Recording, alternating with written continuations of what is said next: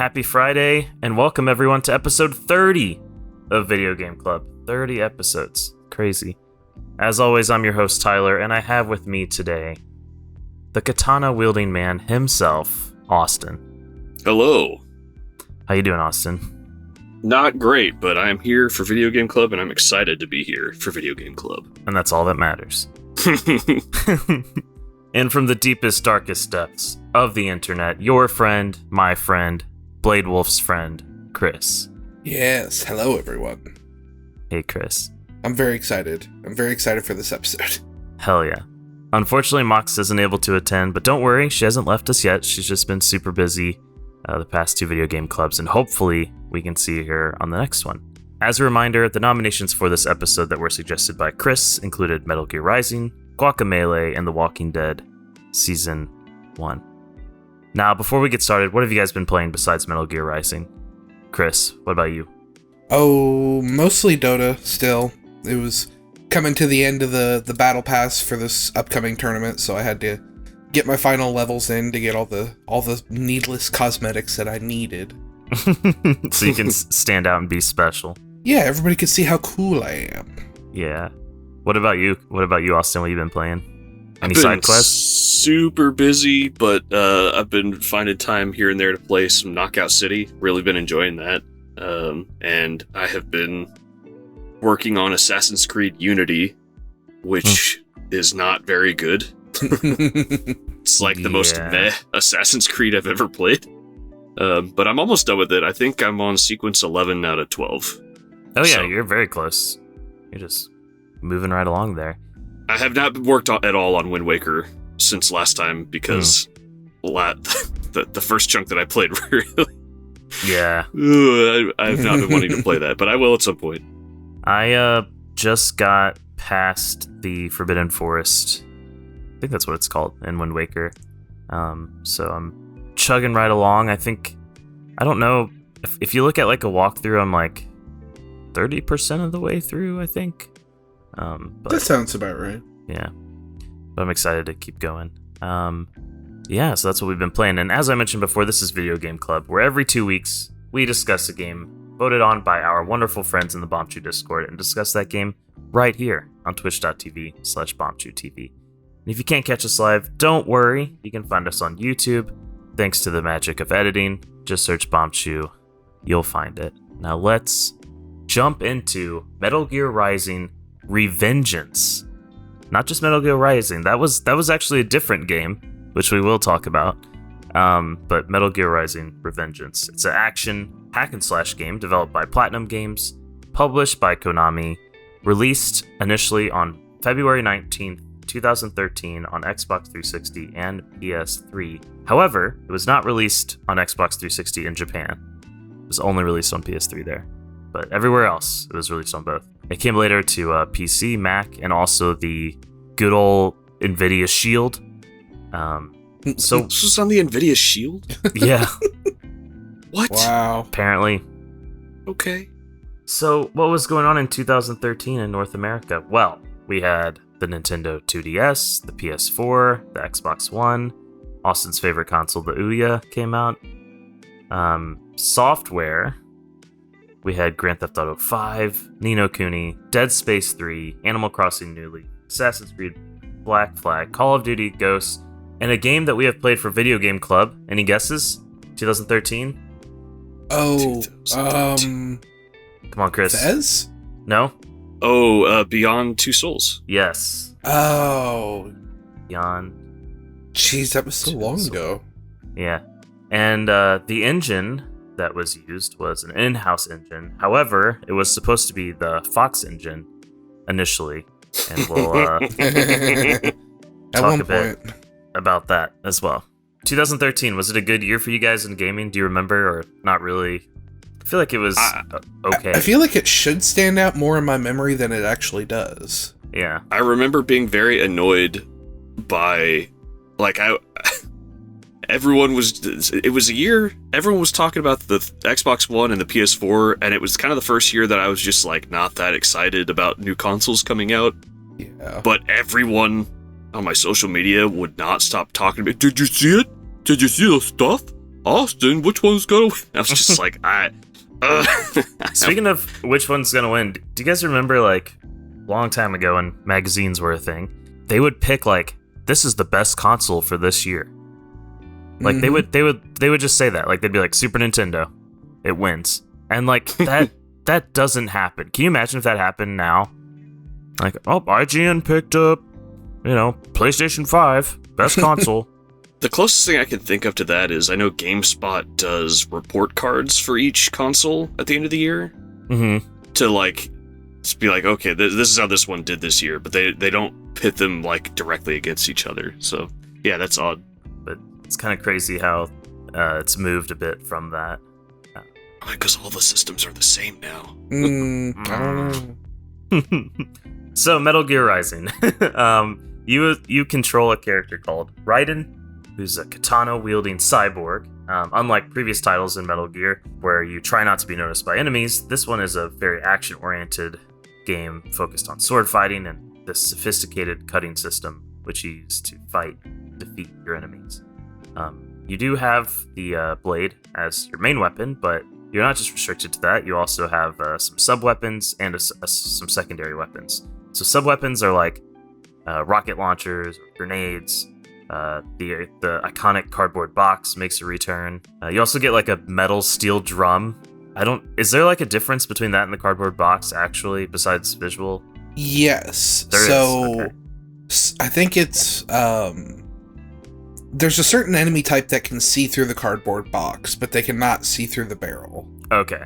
I forget which enemy type it is, but there's one of them that can see through the box, yeah. And you also get the 3D photo frame, which you can use to distract enemies. I think I used it once. Yeah, that's about as often as you probably should use it. It's like, let me see what this does. Oh, that's funny. Okay, I'll never do this again. You also had the secondary weapons, which are weapons that can only be obtained after defeating the bosses in the game. So one of the first ones you get is like a spear. That's the main one that I used for the game. Is that what did you guys use for your like secondary weapon? I didn't. I just used the sword. Just used sword the whole time. I was the same. I just used the sword straight through. Yeah, and that's one of the cool things about this game is you don't really get punished for playing it your way or how you prefer for the most part, which is really nice. You also have a visor, which you can use to like light up areas or kind of like highlight enemies as well. There is some sneaking in the game, like we mentioned before with the cardboard box and the barrel. And enemies also have this alert mode, which is, from the Metal Gear series. It makes the same sound effect and everything, which is really funny. You also eventually get a compadre called Blade Wolf, and he's awesome, and he can gather some map information for you. He's like a dog and robot together, and he's really cool. And he actually has like pretty significant dialogue in the game. Yeah, he's got his own little character arc that he goes on throughout the course of the story, just kind of on the side.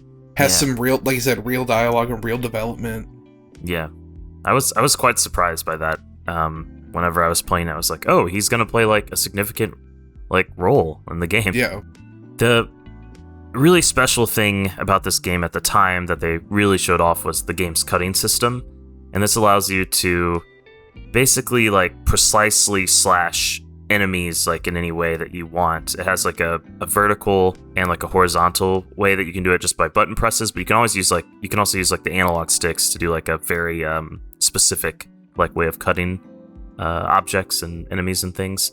It's like basically, arms, legs, heads, and then subsections of those you can cut everything into.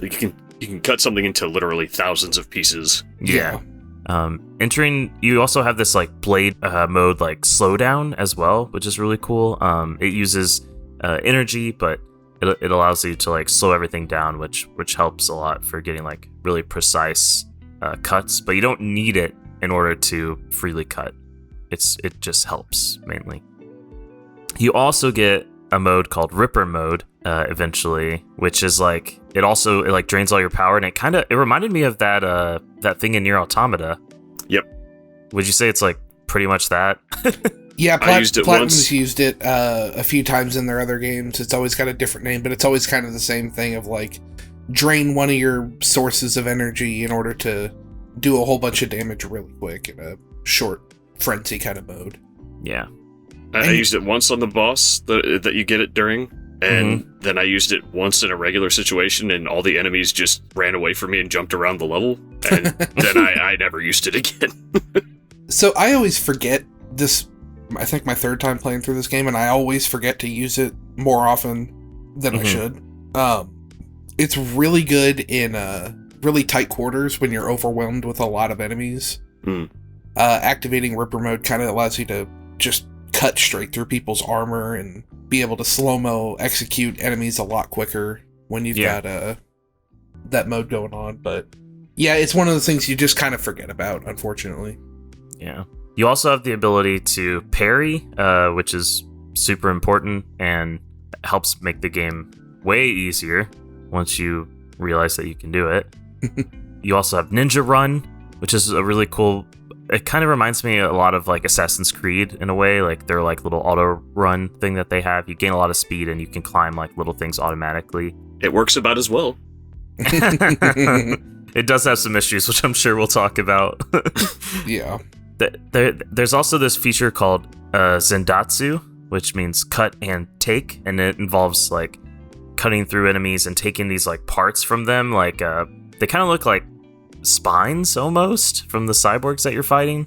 Yeah, it's the spinal cord or spinal column that you're pulling so out. So you can eat their electrolytes. Yeah, you get their fluids for energy.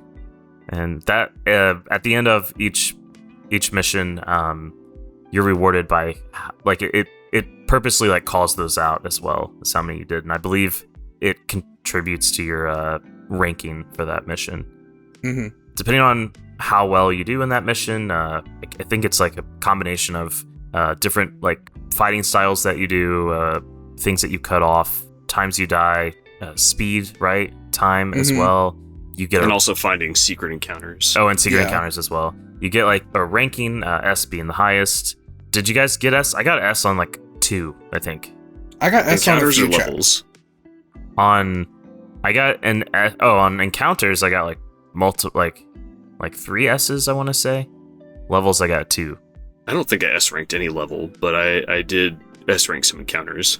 I S ranked, I think, only one of the chapters, 1 or 2 maybe. But I had quite a few S rank encounters. Yeah. I wasn't exploring because this is my second time playing, so I decided not to really explore hard and just to have fun with the combat. Yeah, I really enjoyed the exploring. I was actually quite surprised that there was a lot to do. Like a lot to see. Anyway, after each mission, you also get some points, which allow you to buy upgrades for your character as well, which I thought was really cool.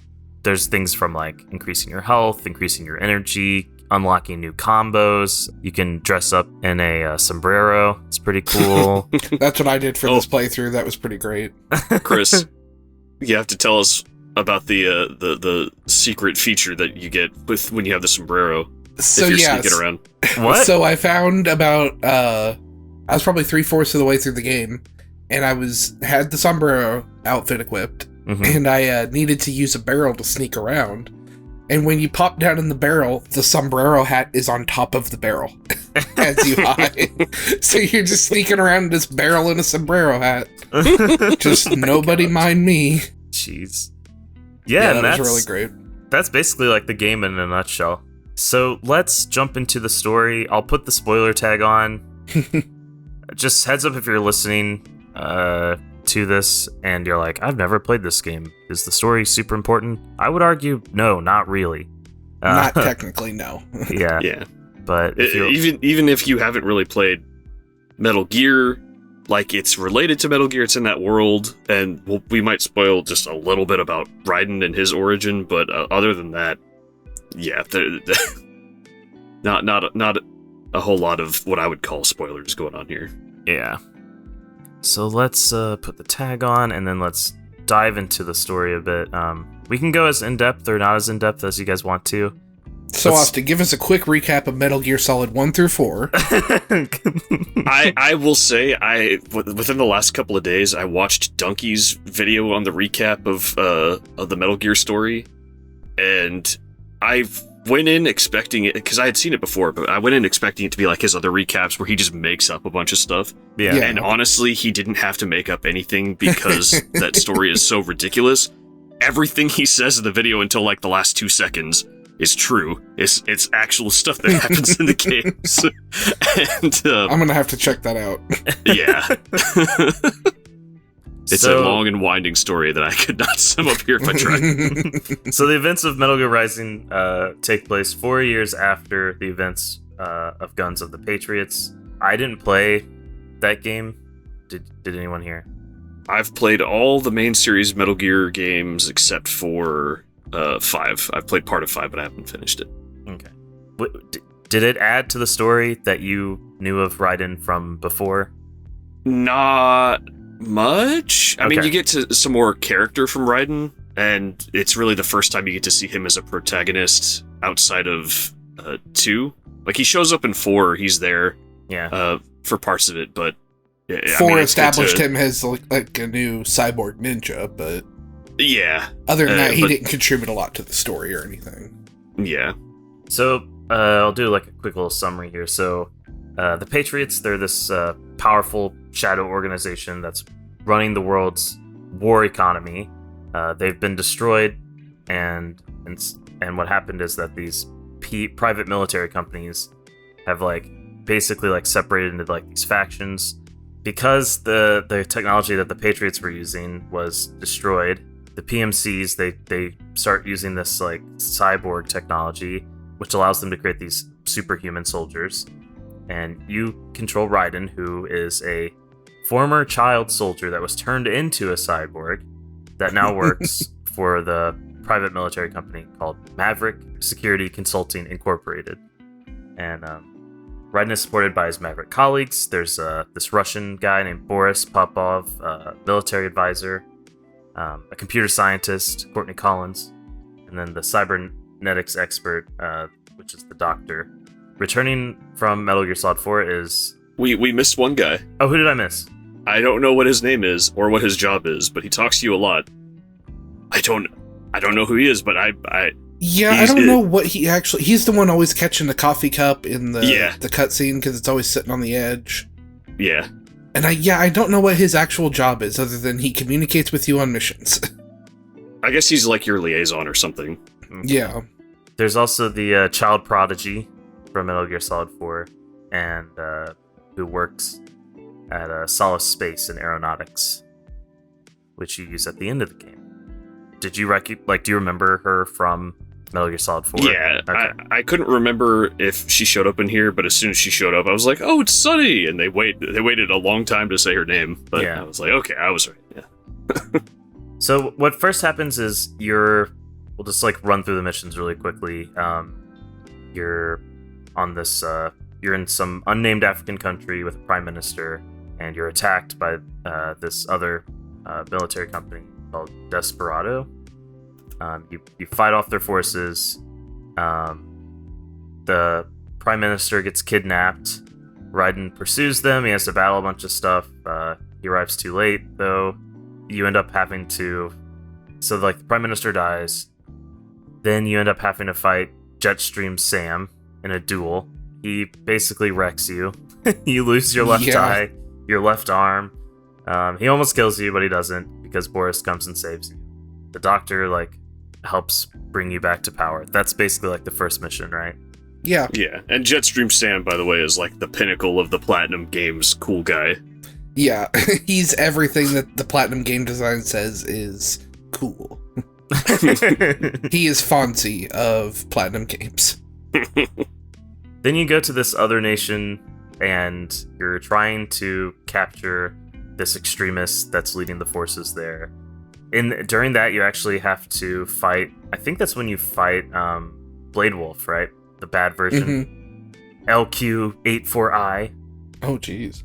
I think that's what he's called, and you have to fight him. He gets rebuilt as an ally called Blade Wolf, which we said was kind of important later on.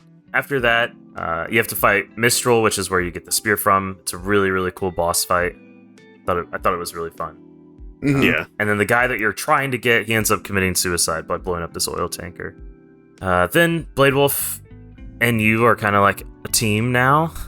You go to Mexico. You find this orphan named George, who's not Mexican, right? He's South African. He's like from somewhere else.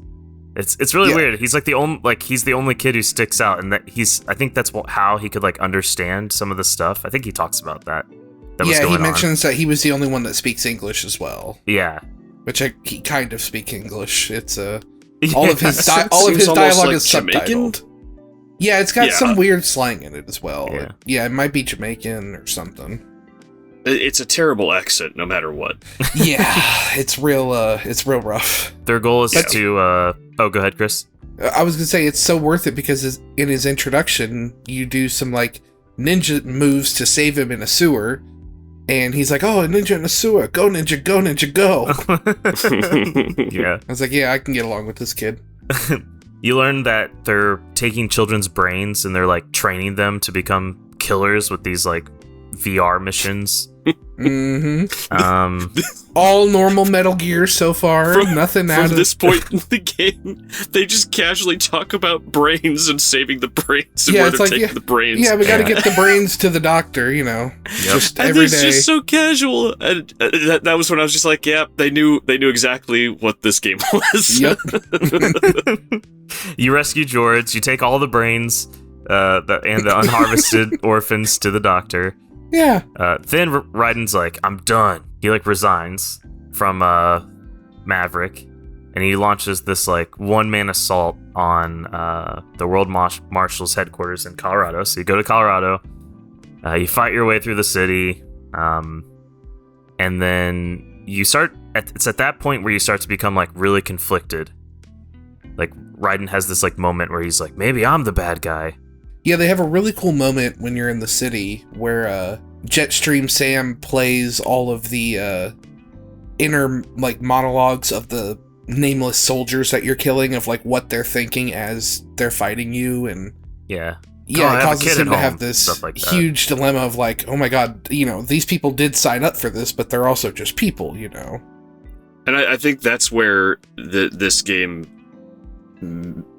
fits in, like, from a story theme to the Metal Gear franchise. Yes. Of like having all this violence, but really needing to think about it. And like, they built this gameplay system of making it as fun as possible to kill people in the most violent way possible. Yeah. Yeah. And then make you think about like, wow, maybe I shouldn't be a killing machine, even though it's really fun to be a killing machine. Yeah, it's interesting how, like you said, how not seriously they take the story, for it being as over-the-top Metal Gear stuff as it is, but it also does, every once in a while, take the moment to take itself a little bit more seriously, kind of like the mainline Metal Gear story would. Yeah, they also do that.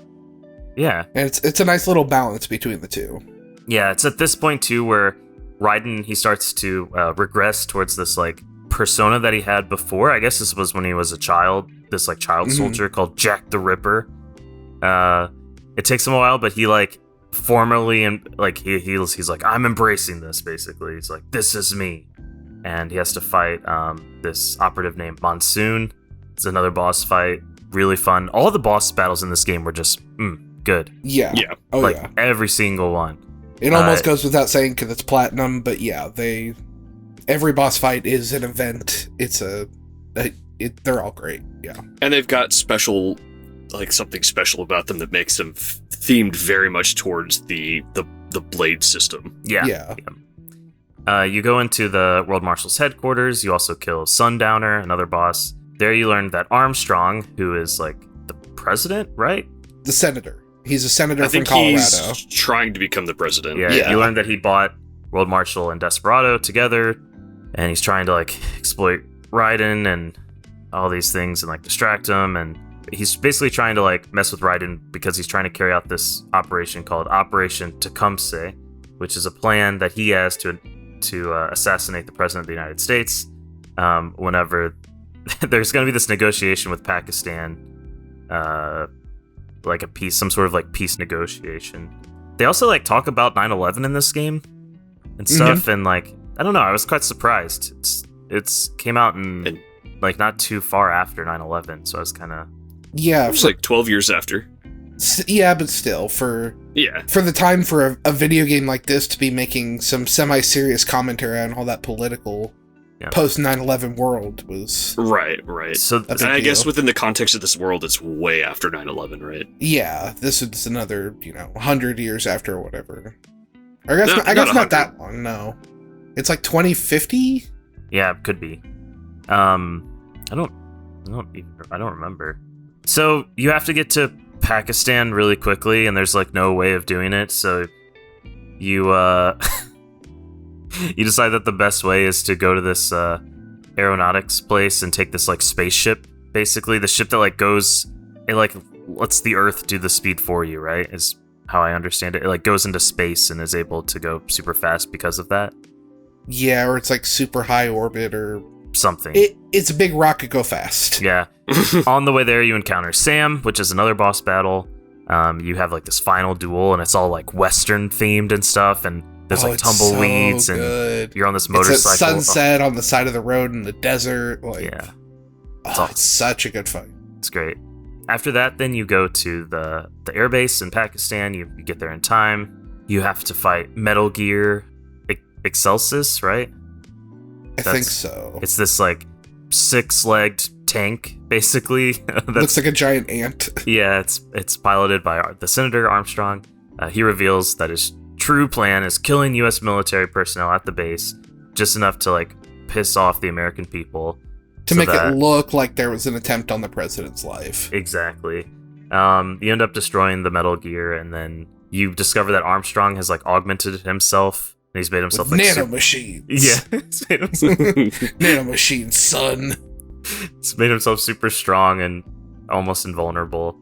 Blade Wolf then like shows up. I mean, he also shows up before with the final duel, but he shows He's like all beat with up. And Sam, but he shows up again, and he gives Raiden Sam's sword because Raiden's sword gets destroyed by Armstrong. So Armstrong snaps it in half. yeah, so Blade Wolf shows up and he's like, "Here's Sam's sword," and that allows him to kill Armstrong.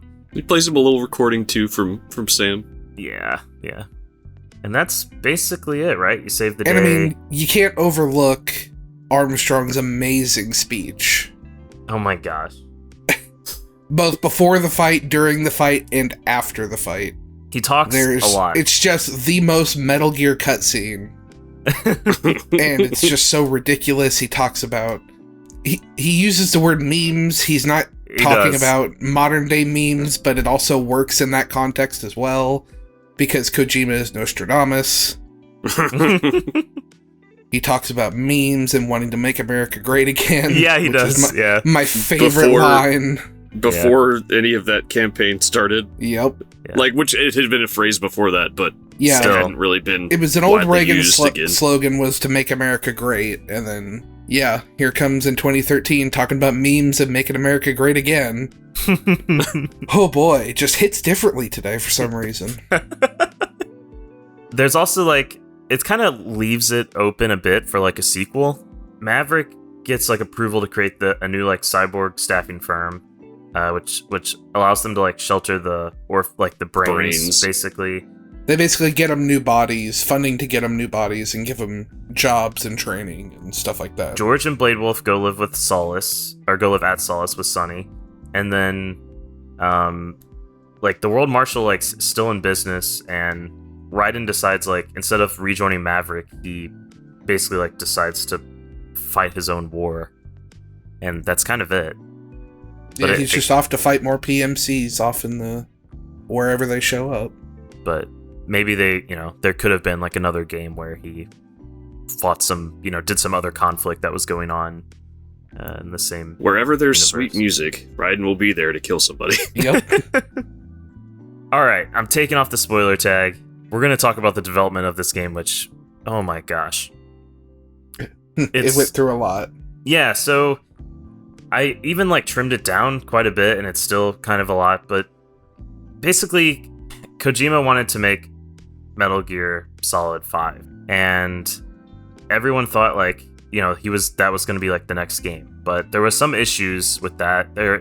I read like that the team was kind of young, and like there were some like issues that were going on that for some reason it couldn't happen. And so instead, at the 2009 GDC in San Francisco, Kojima did a presentation and he ended it the next Metal Gear Solid, which had like Raiden standing next to the title, whatever that would be. In 2009 at E3, which is after GDC. So GDC's in like March and E3's in the summer. Teaser trailer was released by Kojima. Basically showed more off. It said that the game would be coming to Xbox 360 later, and it was confirmed that it would come to PS3 and Windows later on, and it would use a brand new game engine rather than the Metal Gear Solid 4 engine. And that brand new game engine was supposed to be the Fox engine, but that did not happen. So it instead like used some in-house engine that I guess Platinum has. He also introduced like the game's lead designer, which would be Maneshi Kimura. There was some like concern about this game because of in the trailer it showed like humans being dismembered during the player controlled sequences, and that's like a big no for the Japan rating board, Zero.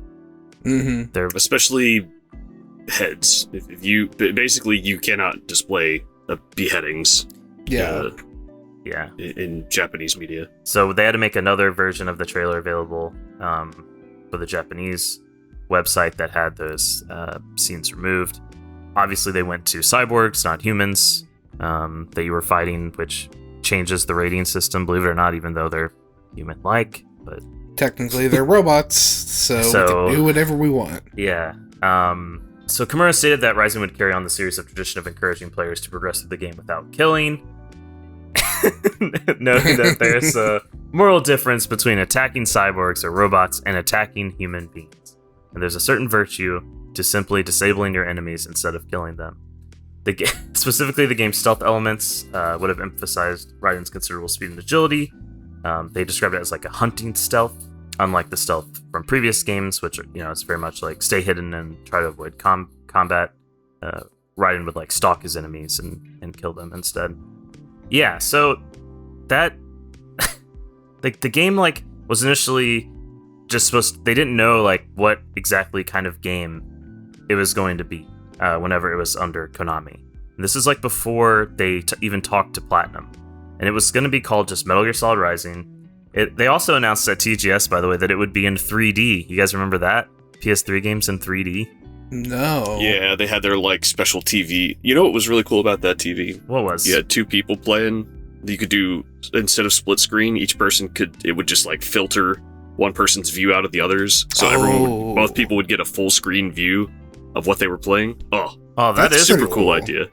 In late 2011, it was announced that Matsuyama had moved to a different division with Konami, and that Yuji Korikaru had taken over as the game's lead producer. Kojima said, like, yeah, project's moving forward, and it's really different than the existing Metal Gear games, but we're still like moving forward with it. And he advised his fans to try it, even though the game would not really focus on stealth. But they were finding it difficult at Kojima Productions to design this game around the cutting concept, and that is when they brought in Atsushi Inaba of Platinum Games, which was requested by Kojima. He picked the person that he wanted to work on it from Platinum, is how I understand it. I believe so, yeah. Yeah. So yeah, because they had pretty much run out of ideas of how to even finish this game in-house, let alone what the game was going to be, like you said, and it was... Yeah, so they ended up just canceling. Kind of a desperate, we're not going to do it, and then eventually just give it to Platinum and let them figure it out. Yeah, so they ended up canceling, Metal Gear Rising, which was, what their project name was for the game that they were working on. And Kojima really felt that Platinum would be a really good developer to have. He considered moving it to, a international developer, but... after a lot of talks, they decided no, Japanese developer would be more suited to make a ninja game, like a ninja action game. And so Kojima in early 2011, he met with Platinum Games, like we discussed before, and Platinum Games agreed to work on it. The new version would be titled Metal Gear Rising: Revengeance, and this was first revealed at the Spike Video Game Awards, December 10th, 2011. Now this is before the Game Awards, which it was on Spike TV, if you remember, back in the day. Oh yeah. Yeah, I remember when this revealed. Yeah. I was actually watching. You were watching on TV? Yeah. Were you? Do you remember what you were feeling? Because I went back and tried to watch the trailers, and I was like, oh, this is interesting. But I already played it, so at the time it seemed insane. Like, I was like, this is probably never going to come out, was my first thought, I think. Was it the cutting mechanic that was the thing that... Yeah, because that was what everybody was talking about, was like, you'll be able to cut through anything at any point in the level. Like, you could just cut your way through a level. Like, people had built, just from that one trailer, people had built it up in their minds that this was going to be, like, Red Faction levels of, like, level destruction. Yeah. Oh, man. And I was like, yeah, that's never going to happen, so this game's never going to come out. The reason why it's Metal Gear Rising Revengeance is Revengeance came from Kojima Productions' desire to get revenge or vengeance on the original failed Metal Gear Solid Rising project, so that's why it's called Revengeance. And Rising is just represents Raiden's character. Kojima confirmed that Rising would run at 60 frames per second. It's something that he requested from Platinum, that it needs to run at 60 frames. And they actually ended up rewriting the game's script, which the original one took 10 months to write, and they rewrote it in 2 months. Oh, wow. I think. So, kind of nuts to think. Like the dialogue and story? Yeah. It shows. Sometimes.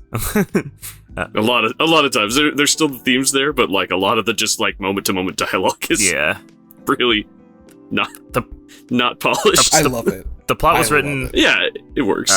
With the idea of being accessible to people who have not played previous Metal Gear games. I think it hit the nail on the head there, for sure. Yeah, you definitely, like, knowing some stuff about Metal Gear, the kind of stuff you would probably just know via pop culture absorption, is more than enough to get you by. The more you know, the more you'll get out of some scenes or references, but yeah, you could go into this with knowing nothing about... This was the first Metal Gear game I played. Yeah. And I'm able to follow the story fairly well, so... They also, they wanted to, like, reduce the length of cutscenes as well, which was, you know, for a Metal Gear game was kind of off. But even then, like, they still got some pretty long stuff at the end. Mm-hmm. The human soldiers, like we talked about before, were removed to avoid censorship issues in Japan. They originally planned to release the game in Japan without Japanese voice localization. They ended up changing their mind on that in 2012 and revealed that no, it's gonna have Japanese voice. Don't worry. But the reason they also said that like the PS3 version, you know, like the PS3 version would be like the lead platform for the game, and this was a decision that was made in order to repeat performance issues that Bayonetta had, apparently. Yeah. I'm not too familiar with Bayonetta's launch in Japan, and issues that it had, but that's why. Game was playable first time E3 2012, and it was promoted in April 2012 by Konami sending a severed arm to various video game publications with a small teaser of the game. That was a thing. Like, it doesn't happen anymore, but like, I remember like hearing stories about people getting just like the most random stuff in the mail that was like a hint at some game, or like it would just have like a date on it, and you would have to figure out like, what the heck is this for? And some of them would just be like, what were they thinking sending this in the mail with no information? Yeah, like, just a severed arm. You couldn't get away with that nowadays. So that's basically the development. Summarized, trimmed down a bit, but if you want to read more, it's there, and it's kind of crazy like this game got made at all, I think, with the journey that it went on. Now, there was a demo initially released as a bonus of Zone of the Enders HD collection. Austin, I know you're a Zone of the Enders fan. Yes, sir. Did you? Yeah. It was fitting because Zone of the Enders 1 was promoted by including a demo for Metal Gear Solid 2. Okay. Back on PS2, and so Kojima was a producer for the Zone of the Enders series, just like he was a producer for Metal Gear Rising. Mm-hmm. So it's just a nice and fitting. They're plastered at the bottom of my collector's edition for Zone of the Enders HD as a sign of comes with Metal Gear Rising Revengeance demo, and I don't remember if I played the demo or not. Okay. But I do forever link those two because of that plastered art on the bottom of my really nice box. and then because it would be an Xbox 360 game and everything had to have a demo, there was a public demo available. Did anybody play that? I didn't, but... No, I did not. The game reviewed pretty well, 7s, 8s, and 9s. People really liked the boss fights, the cutting system, the combat, the music. Surprisingly, people really liked it. I know Chris is a really big fan. Oh. People did not like the camera issues. There was like some issues that people had. Also with the running. And a lot of people criticized the game for being too short. But it has a lot of replayability, I feel. So, I don't know. I don't know if I buy that fully, but, you know, it's an opinion. We don't know exactly how it sold. These are just estimates. This is when, like, I don't know, there's been this kind of weird thing in the industry where people have been really open with numbers and then really closed with numbers, then really open and closed, and it depends if you're doing well. If you're doing well, you really want to boast, like, this did awesome, and if you're not doing well, you don't really want to say. What we do know is that it's estimated that it sold 1.2 million across Steam and PS3. In the first week in Japan, it sold like 335,000. Whether or not that's a success or not, I don't know. But, I mean, I don't know. We played it. We bought it, so... And importantly, this was like the first Metal Gear game to come out on PC since, like, I want to say Metal Gear Solid 1. Yeah. Or it was definitely the first one on Steam, and it kind of led the way to... That was kind of early, where it was like, oh, a lot of Japanese games just don't go to PC, so... I think that kind of paved the way for Metal Gear Solid 5 to come to PC. I would say this was like the start of the PC, like, renaissance that happened. Like, it was definitely part of it, yeah. And now, I mean, PC gaming is just thriving. It's insane. Yeah. So yeah, that's Metal Gear Rising. Let's talk about our personal takes, and let's end on a high note, which will be Chris. So I'll start, and then we'll go to you, Austin, and then Chris. So I don't have much experience with the Metal Gear universe.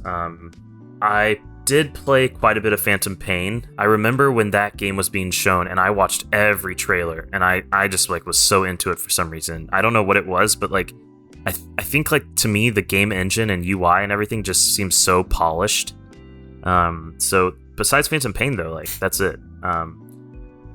And I didn't finish Phantom Pain. Don't worry, though, like, Kojima didn't finish it either, so you don't need to feel too bad about that. I also don't have much experience playing Platinum games at all, or really action games like this. I feel like Nier was like me dipping my toe in the water. I remember when I started this game, I reached out to you guys and I was like, yeah, do you guys have any like entry level recommendations? I think you guys recommended like Devil May Cry and maybe Bayonetta as well. Specifically DMC Devil May Cry, DMC. the reboot. Yeah. And then maybe like Bayonetta 2 specifically, because it's a lot easier than Bayonetta 1. So whenever I first started playing, I was like kind of struggling a bit because I'm not used to playing games like this. Even though I did get some S ranks, like still, some of the missions were a lot harder than others for me. I found out about the parry system and stuff, and that helped quite a bit.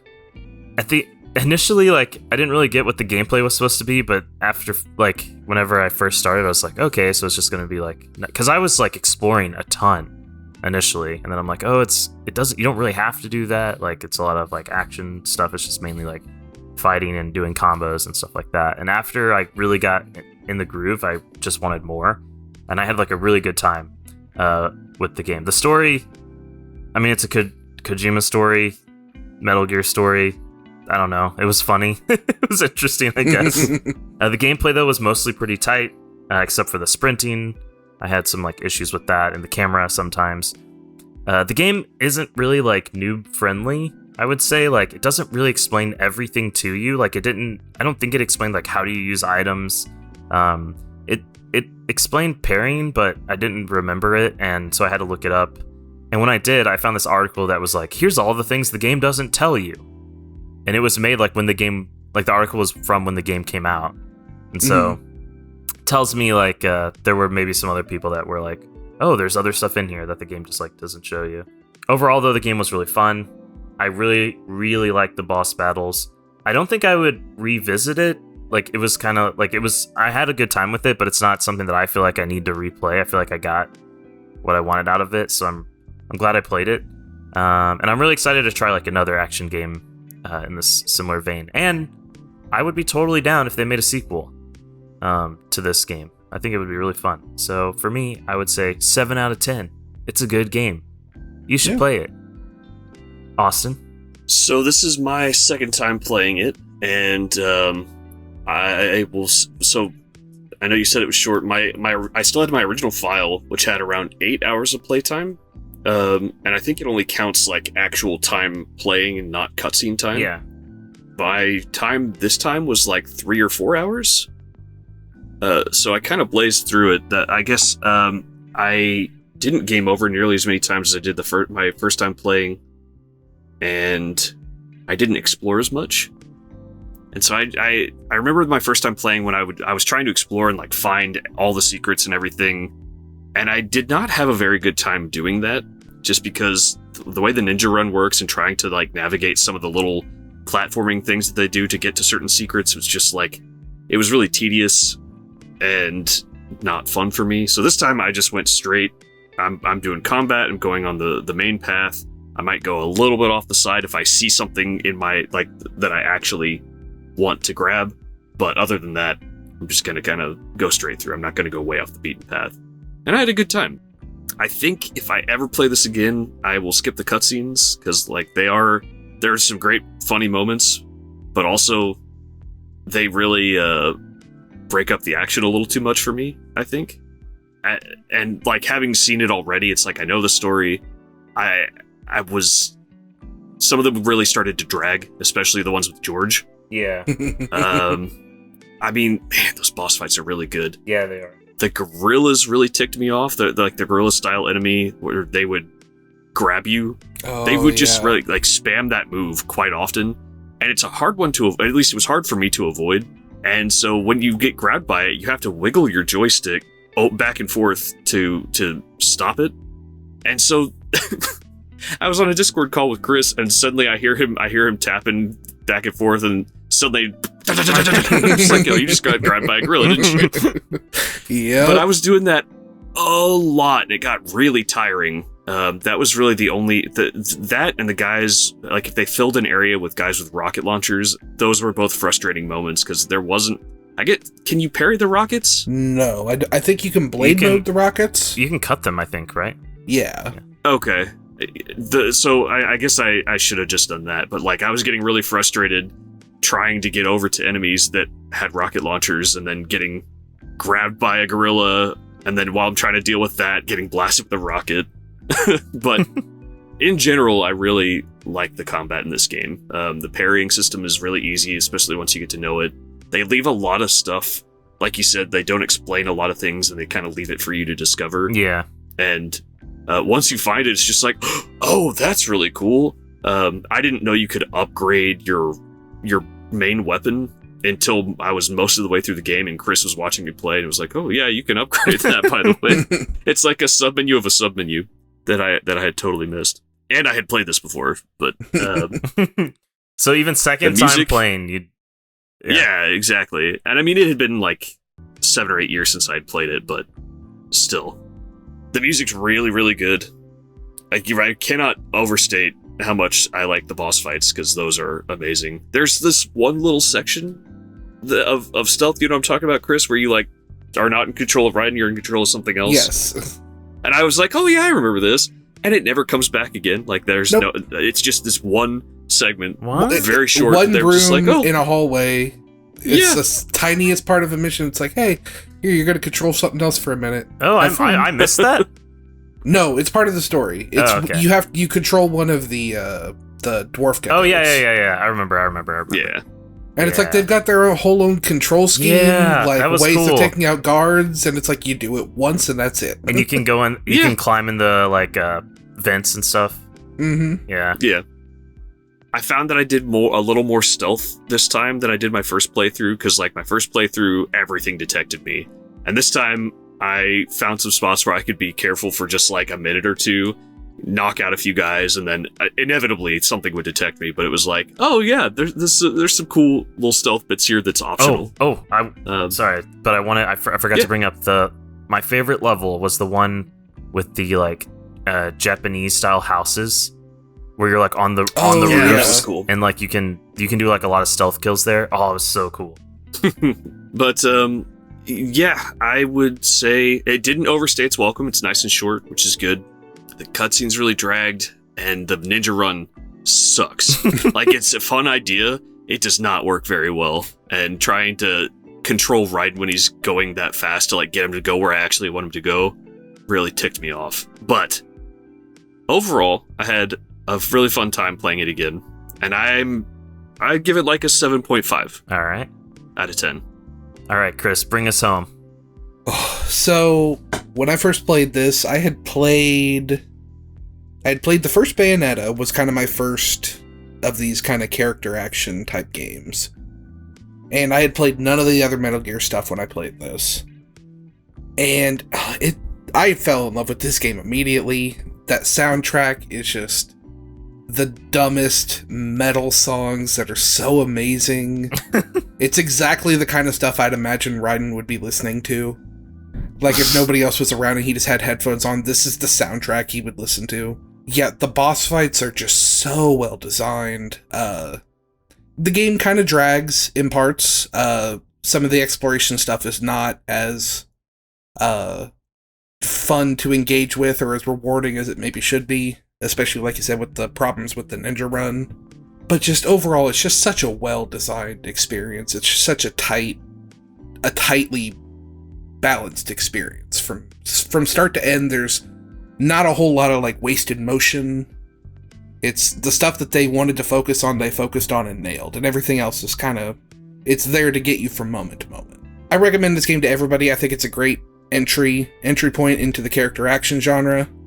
Because it's not terribly hard. No.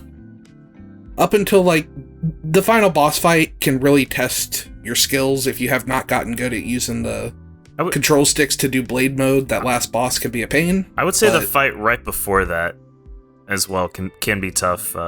Yeah. Yeah. But yeah, it's not terribly hard. You know, there's easy mode. There's a sword you can buy that ignores armor and cuts through everything, so it makes the game super easy if you really can't get through it. Like, It's such an amazing game. I love it so much. It kind of reminded me of Fury a lot too, like the boss battles, some of them. Yeah. Yeah, for sure. Just nice. And yeah, I'd probably give this game a 9 out of 10. Ooh. It's one of, because I mean, it's Platinum. Platinum does this type of game really well, and it's one of the best ones that they've made. We're on a string of games that Chris loves, and I'm waiting for the other shoe to drop. It's got to drop eventually. I'm being way too positive about all these. All right. Anything else anyone wants to add about this game? Check it out, right? Even if you don't play the game, at least go listen to the soundtrack. Yeah. And Rules of Nature is the greatest song ever. And if you're just interested in, like, I feel like watching a full playthrough would also be kind of just like a fun, wild action movie ride, basically, as well. Oh yeah, especially if you're watching somebody who's good at the fighting system and can get like some insane combos going. Yeah. Yeah. I will say, if you haven't played Metal Gear Solid, like any of the Metal Gear series, and you are looking to crack into that series, this is not a great place to start. Yeah. Yes, because this is going to spoil some final points. I mean, yeah, but it basically, it's not going to really set your expectations for the rest of the series very well. I think. Yeah, that's true as well. Especially if you usually play like very action-oriented games. Yeah, good point. So. Good point. Yeah, so that was a little dive into Metal Gear Rising Revengeance and our takes. If you enjoyed hearing us discuss Metal Gear Rising and want to join us for the next game, stay put, because our next regular video game club vote just ended, and it was between Axiom Verge 2, Metroid Fusion, and Death's Door. And it looked like, let's see here, just want to make sure, never know what happened while we were alive. It's going to be Death's Door. So thank you everyone who voted in Discord, and I'm very excited to check out Death's Door. It's a newer, we've been playing a lot of older games. This one came out like this year, so it's going to be a good time. Thank you everyone for joining. Again, just as a reminder, you can catch us here on twitch.tv/BombchuTV every 2 weeks at 2 Eastern, with the next stream being on August 29th. Or if you can't make the live session, don't worry, you can find it up on our YouTube. Before we leave, is there anything that people should watch out for? I have something that I've been brainstorming about, we've been hinting at for a long time, It's gonna happen. I'm determined to work with Andron to get it going this month. So it's happening. It's gonna happen. I'm looking forward to seeing it. Austin, thank you so much for joining. Thanks for having me. Of course. Chris, thank you, and thanks for picking this awesome game. Yes, it's a pleasure as always, and I love showing this game off to people. Hell yeah. I'm Tyler. This was Video Game Club, episode 30, Metal Gear Rising: Revengeance, brought to you by Platinum Games. And we're out. I'd like to give a special shout out to Michael Slater, Blake Harms, and all of our patrons over on Patreon. Thank you, and thank everyone for watching.